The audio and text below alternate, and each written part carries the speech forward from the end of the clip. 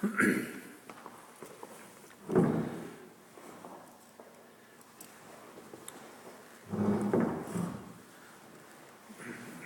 again, everybody. It's Doug Wilder, Purely Domestic Wine Report, and I'm here with Luc Morlet, Purely Domestic Wine Report's Winemaker of the Year for 2011. And we just completed a wonderful tasting of all the 2010 Pinot Noir and Chardonnay.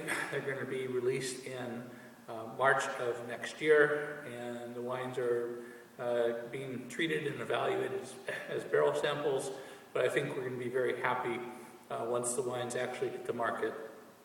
But what we're here primarily today is to recognize and honor Luc for the contributions that he made to the issue number 1 of Purely Domestic Wine Blog for the Morlet wines, as well as Buret and Vineyard 7 and 8. And last time I was up here with Luc was in September, and we did a marathon tasting with Luc and Val Buret and Leslie Steffens right in the middle of harvest. It couldn't have happened at a worse time, but in some sense it couldn't have happened at a better time, because what it helped to really concretely represent was where Luc is at in the kind of the pantheon of winemaking, especially for someone like me, just getting started with Purely Domestic Wine Report and being able to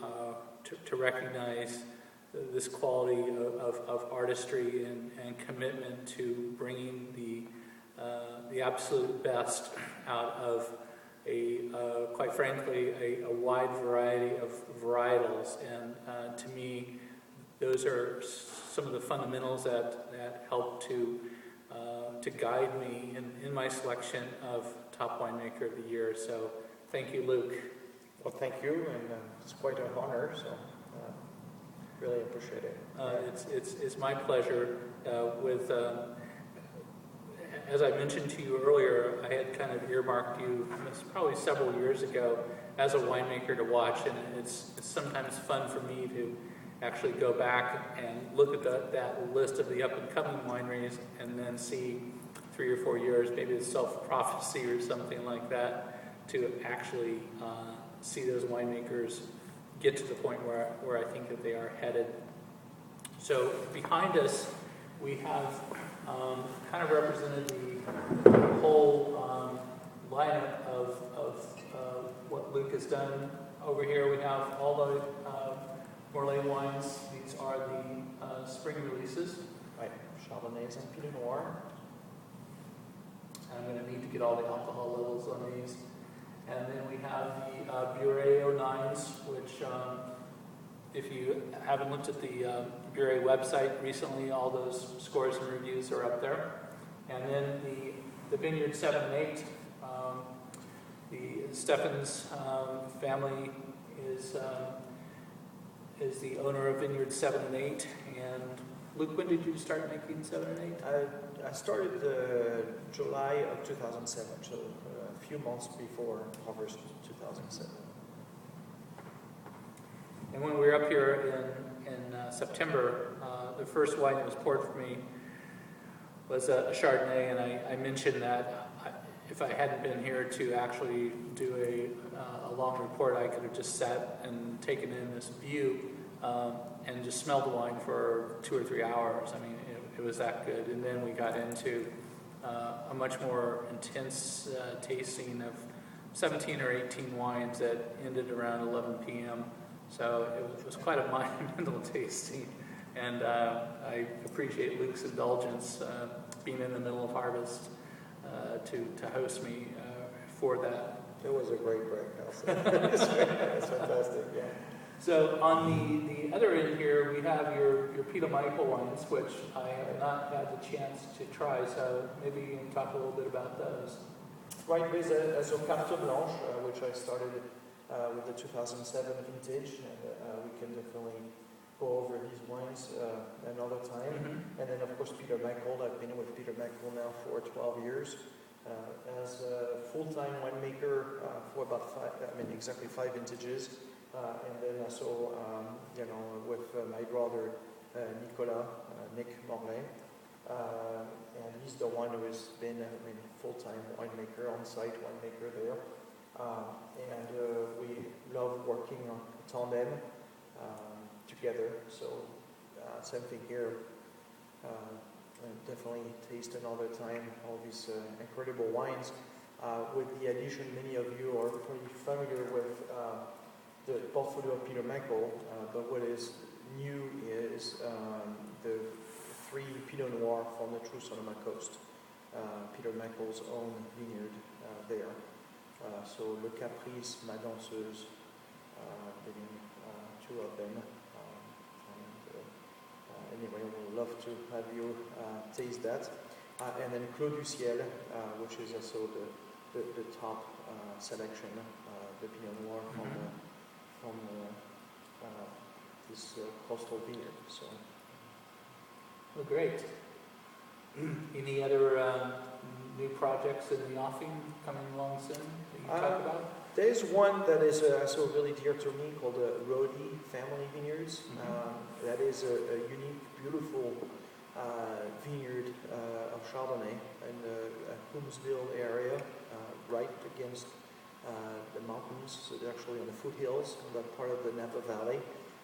It's a Chardonnay that is from Scott Rodi, somebody that is close to us. I've been working with Peter Mackel winery for a number of years, and same thing here. We'll taste the wine soon.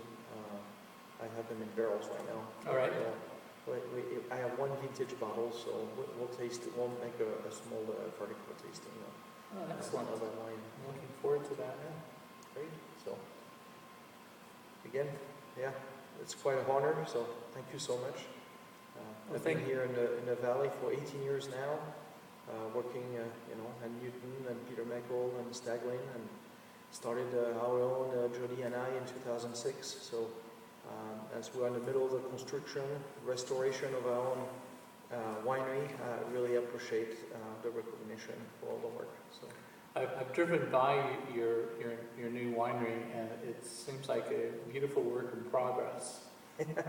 Resurrecting a historic building built in 1880.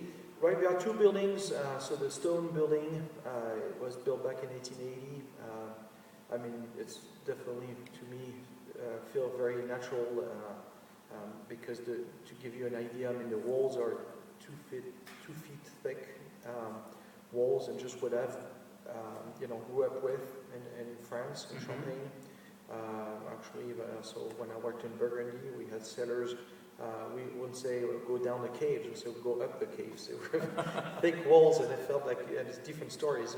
We're going up instead of going down. But anyway, that has a really passive energy, but we appreciate as winemakers for winemaking and aging properly the wines. So that's the first building, 1880, and then there's another building that was built actually even prior to that. Was built in 1853 and makes it one of the first buildings in Napa County being built. We believe it was built at the chain of title. It was built back then by Charles Krug. Oh, wow. And after a few months of renovation, Jody and I, with our 2 kids, moved in a year ago. So not only it's the new facility for us, dedicated to our project, but it's also home. It's the estate, we just love. It's not just the short commute; it's also the feel of having the vineyards, nearby home, and just being just a few steps away from the cellars.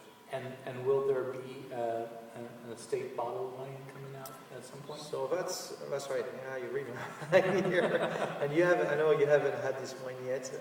It's in barrels currently, but 2010 was our first production. This is a wine we're going to simply call Morlet Estate. So we're going to put on the side a little bit these different French names we've been using with Morlet Family Vineyards since 2006. and it's going to be called Morlet Estate because that's where we live. Great. So Cabernet Sauvignon exclusively, mostly foothills, but one component is the hillsides. So it's a very interesting Cabernet Sauvignon from the St. Helena appellation. It's a little bit benchmark foothills and then hillside. So something to definitely look. Yeah, well, I'm certainly looking forward to it. I mean, through the experience of tasting Luc's wines, starting with the Local Portion Doré back in the first vintage, I've followed his projects with very keen interest and have never been disappointed with what's in the bottle. That they always excel. So with the advent of Morlet Estate, I'm certainly looking forward to it. So, Luc, once again, thank you and congratulations. You're welcome. Thank you. Happy It's an honor. holidays. Appreciate it. And happy holidays. Merry Christmas. Merry Christmas. And to subscribers of Purely Domestic Wine Report, Merry Christmas and happy holidays to you from Spring Mountain. Bye-bye. Cheers.